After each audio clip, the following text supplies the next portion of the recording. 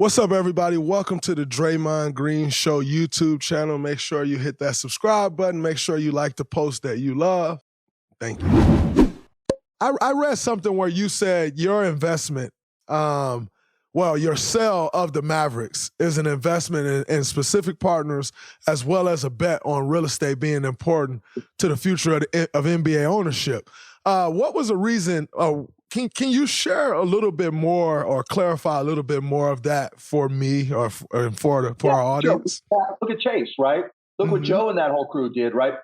Joe went and put together the group. It was all private funding, and they built a place that's amazing. And that's where they make more of their money. I mean, I don't know all the numbers, but that's what I would bet, right?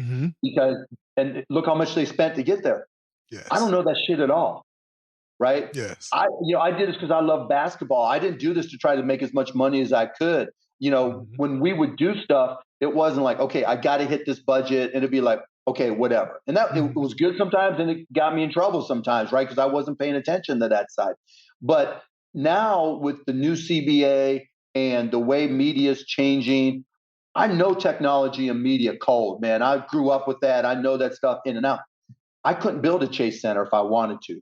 My new partners, the Patrick Dumont and the Allisons, that's what they live for, man. He runs the Sands Corp, and they're the biggest casino people around the world, and they build arenas. This is what they live for, right? And so, like on Shark Tank, I always say I'd rather have 25% of a watermelon than 100% of a grape, right? Yes. Down to, right? I just, because I'm not good at asking people for money. Let's go put together this thing. I love the game. I love being part of it. I love the energy. I hate losing, right? And I hate the pain of it all. But I know what I'm good at, and I know what I suck at. And I wasn't going to try to lie to myself and do something I couldn't do. That's special. And the smartest people in the world, you're also smart because you know what you don't know. And that's one of the things that I've tried to figure out. Obviously, I'm 34 now, so I've been doing some business, and getting the people around me that knows what I don't know. It's no different than basketball, though, right? You know your role, and when everybody on their team knows your role, you're pretty good, even if everybody's not as talented as another team. Absolutely. When people don't know the roles, that's when things go to shit, right? And it's the exact same way in business. And the hard part is going through all the ups and downs of getting that squad together, right? Because everybody's got their own goals. Everybody's got, a limited career where they've got to accomplish certain things. Some guys just want to stay in. It's all different. Well, in companies, it's the same way, right? Somebody, it's just a start to their career. They don't want to stay in this city forever, so they're not going to be there forever. Somebody's been at it for 15 years. They know it's getting longer in the tooth. It's harder for them to keep up, but they have this wisdom and experience. How do you make all these people in the company mesh? And when you're trying to invest in new things, particularly like when things are changing or new industries, whether it's AI on the tech side or real estate and all the changes that are happening there, you got to know how to put together that team. I don't. And I just didn't fit my skill set. And, it wasn't like I was paying them to come in. I was getting paid for the right to do that. So it was a win-win situation. And I got to stay with the basketball side, and, run out in the court when Kyrie hits an insane shot and I'm in that pile on like that's the best part about owning, at least now owning part of a team or owning the whole team back then. That shot's in the air. Everybody's heart's pounding. I get to run on the court and not get arrested, man. The best thing ever. Absolutely. And by the way, when you started doing that brought, not only did it bring life to NBA ownership, but I think it brought a totally different perspective to how people viewed NBA owners. No one was as involved. No owner was running on the court going crazy. So much shit. You have no idea. Like the guys, like when I first got there, the old dudes like inherited the teams, won them in a poker game or whatever, right?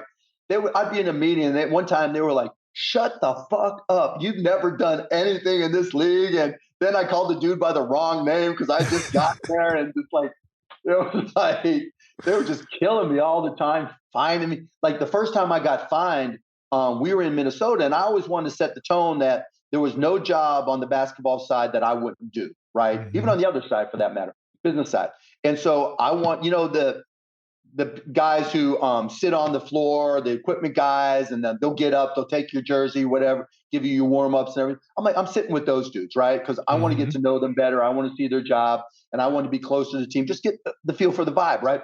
And they fined me $100,000, I think it was, my first full year, for conduct unbecoming an owner. I'm like, you ain't seen nothing yet, David. That's hilarious. Is it so right now, after the sale has been completed, by the way, I'm sorry. Congratulations on that.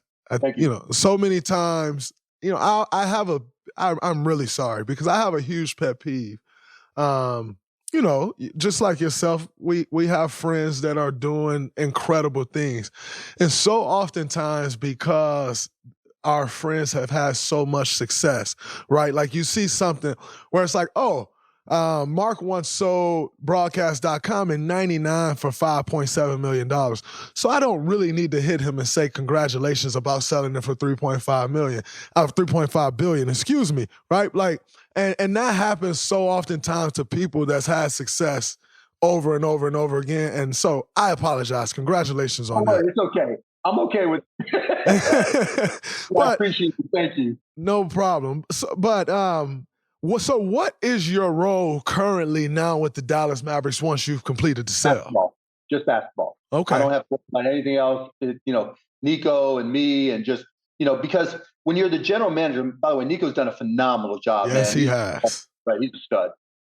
But there's the sense of a general manager is different than the sense of an owner, right? Mm-hmm. Because the owner's got to think not just in terms of 1 year or even 3 years or this contract or next contract. You got to have a longer horizon, and you've got to think more in terms of the CBA and the bigger picture. How much money are you willing to lose in luxury tax, right? How much are you willing to spend? You got to make that decision, right? Where the general manager just wants to win or keep their job, whatever it is, right? So it's just a different perspective, and plus Nico, is new to the basketball side, and so there's somebody's got to be that guy that's been there a long time and has done it a long time. So it's a great partnership. I love working with the guy, and it's been easy for me to give him more and more responsibility because he's so good at it.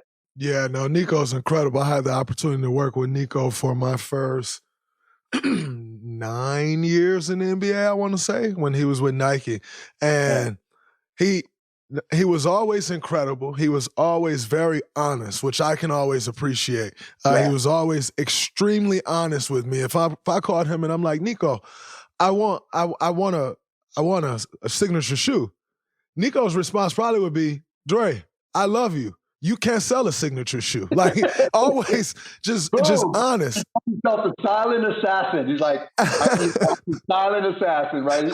He'll pull no punches whatsoever. Exactly. And I think that's absolutely incredible. And I was so excited. Like, I know Nico had teetered around with some assistant GM jobs throughout the years. I think the Spurs was one of them and a couple other, maybe the Lakers was one of them. He was, him and Kobe, what they built. And I was so excited to see him get the opportunity to be the general manager of the Dallas Mavericks because I know what type of person Nico is, and I know the type of loyalty you've shown to players who's played for you, coaches who's coached for you, general managers who's been the general manager of your teams. I know the type of loyalty, and being in this business, I care about Nico. Like, we built a great relationship. I still talk to Nico to this day. Like, being in this business, to see him uproot his family from Portland to Dallas that have been home forever, and and to know, like, but you're going to a guy that's going to be willing to grow with you, like and is going to be loyal to you. I was really happy to see that because I knew it would be a good situation for him. Darlise, the family, the kids. They're good people, right? So it makes it easy for me, and it's just a matter of letting him take his steps and, trusting him to do things. We still talk and everything and, still get involved, but, every day he gets more and more responsibility and he just keeps on getting better. And that's all you can ask. That's absolutely incredible. There was a little rumor around that you were scared on what the next TV deal brings, and that's one of the reasons you sold the team. Is there any truth to that? And if so, what are you thinking about the new TV deal that's up ahead? It's a good question, right? You can't look at linear television and not be scared. Yes. Right. Yes. That's the reason, right? Look, I'm on Shark Tank. I see our ratings every week. Used to be like when the show aired, we'd have 9, 10 million viewers. Now there's 3, 4 million viewers, right? And that's the same thing across. But on the flip side, the shows that do well, sports, right? So they need us more. But then one step further, like Bally's was our local broadcaster, Yes. and they went bankrupt, right? And so they got bailed out by Amazon. So if streamers come in and are as big as I think they are going to be, it won't be an issue, right? Yes. Even if I'm 80% confident, there's always that 20% chance, right? And so it's hard to peg it exactly. I don't think we're going to have a problem for the next 10 years. Yes. After that, I have no idea, right? Who knows what the world's going to be like from a technology and streaming and AI and multimedia. What I do think is a source of revenue that is under monetized is social media, right? Because we are the biggest thing. The NBA is huge on social media, right? You know that. You see it. Guys in the NBA are, other than maybe, soccer overseas, right? The biggest athletes on the planet. That's a fact. And that carries a lot of value. And so I think, I pushed hard and continue to push hard that we're under monetizing that. So even if those deals aren't quite where I expect them to be, I think the social media side will pick up the slack at some point. Maybe not this year, but 5, 10 years, whatever it is. So I think the NBA will be okay. So, it wasn't so much that, but it was definitely the real estate side, like I explained to you. And look, the whole 25% of a watermelon, if we're able to get casino gaming passed, resort casino gaming passed in Texas, could you imagine a Venetian built in downtown Dallas where the Dallas Mavericks play? Oh, my God.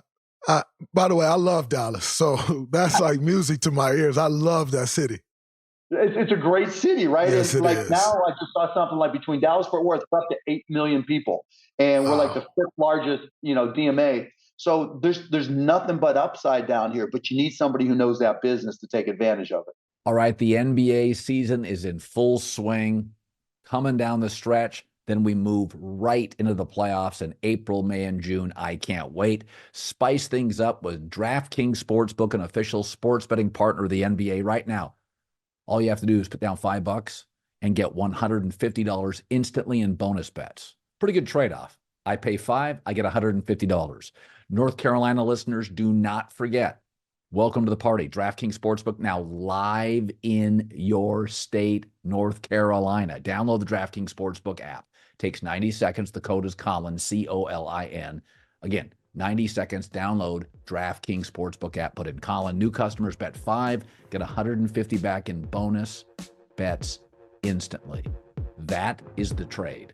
All right? The code is always Colin. The crown is yours.